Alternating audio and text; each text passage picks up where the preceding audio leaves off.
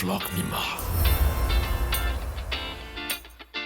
ကျွန်တော်ရွှေသွေးပါရွှေသွေး vlog ကနေကြိုဆိုပါတယ်ဒီနေ့ gas မီးဖို့3ဝန်3နည်းနဲ့ဆောင်းရှောင်းအကြောင်းပြောမှာဖြစ်ပါတယ်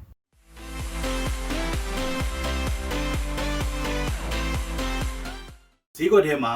ဈေးစားစားနဲ့ပစ္စည်းမျိုးမျိုး brand မျိုးမျိုးရှိနေပါတယ်အဲ့ဒါတွေကတော့တခြားဗီဒီယိုမှာကျွန်တော်ပြောပြပါမယ်ဒီနေ့ကဆောင်းရှောင်းနဲ့3ဝန်3နည်းလေးတွေတေချာပြောမှာဖြစ်ပါတယ်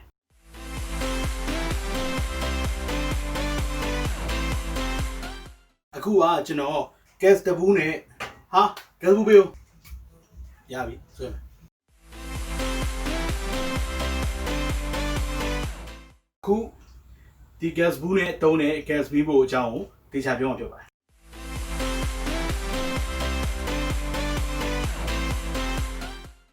gas ဘူးတော်တော်များများမှာဒီ notch ပါတယ်ဒါတော့ဖုန်းက automatic ကျွန်တော်ဖွင့်လို့ရတယ်ဒီ notch ပါတယ်Okay ဆိုတော့ဒီ notch တိုင်းမှာလေဒီကောင်ကို gas ဘူးနဲ့ဆိုင်တာပြီးတော့ကျွန်တော်ဒီမှာ gas ဘူးတိုင်းမှာလေ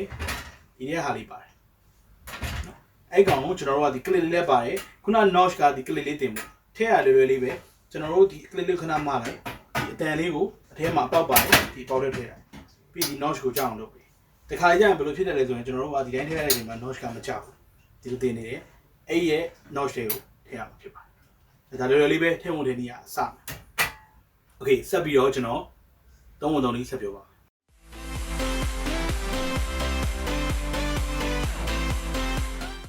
3ဝန်3လေးကတအားလွယ်တယ်အဓိကအပြင်ကျွန်တော်သတိထားရမှာကကျွန်တော်တို့ကဒီလိုမျိုးဖြစ်နေတဲ့အချိန် off လုပ်ဖြစ်ပဲနဲ့လောချလို့မရပါဘူး off ကိုဖြစ်မှရမှာဆိုတော့ကျွန်တော် off မှာထားမယ်တဲတဲမမတ်ထားမယ်လွယ်လွယ်ကူမဲ့ပြီးကျွန်တော်ဆွဲချပါဒါဆို gas ကအရေကပိုက်လိုင်းနဲ့ဝင်နေပါပြီကျွန်တော်မင်းကြီးပါမယ်ဆိုလို့ရှိရင်ဒီကောင်အဆုံးထိမြင်မြင်တော်တော်လေးချပေးရပါတယ်ဒါဆိုပြီးလာပါပြီဒီကျွန်တော်တို့တိုး shot လေးနဲ့ပြန်ပြီးတော့ပိတ်မယ်တကယ်လို့ကျွန်တော်တို့ဘာမှမသုံးချင်တော့ဘူးဒီကောင်ပြန်တင်လိုက်ရင်အနေကင်းတော့ပါတယ်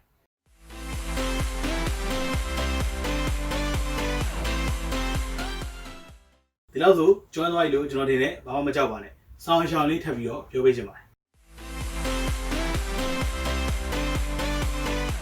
တိချက်ကကျွန်တော်ကိုရီးမားတွေ gas မီးဖို့ဝယ်တဲ့အချိန်မှာဒီတုံးလာတဲ့ခေါင်းကခဲကောင်းဖြစ်ဖို့လိုပါတယ်ပြီးတော့ကြီးပိုက်အစ်စ်ဖြစ်ဖို့လိုပါတယ်အဲ့ဒါက gas မီးဖို့ဝယ်တဲ့ခါတိုင်းမှာကြည့်ပါချိန်ပါ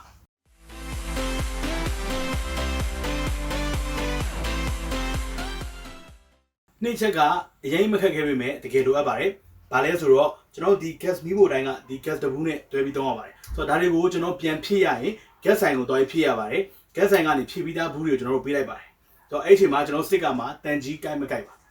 ကိုဘူးကတော့ဘာမှမဖြစ်ဘူးဒါပေမဲ့သူများဘူးကတန်ကြီးကိုက်တာပဲဖြစ်တယ်ဆိုလို့ရှိရင်အနေအများနိုင်ပါနဲ့ gas ဘူးကိုဖြည့်တဲ့ခါတိုင်းကျွန်တော်သူတို့ချီကဘူးကိုယူတဲ့ခါတိုင်းမှာကျွန်တော်တို့တွေကစစ်ဖို့လိုအပ်ပါတယ်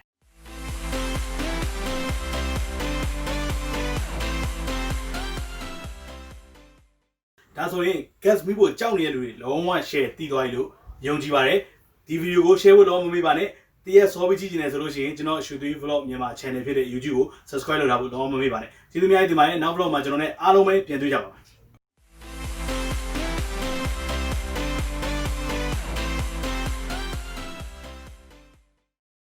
shwethwayvlog Myanmar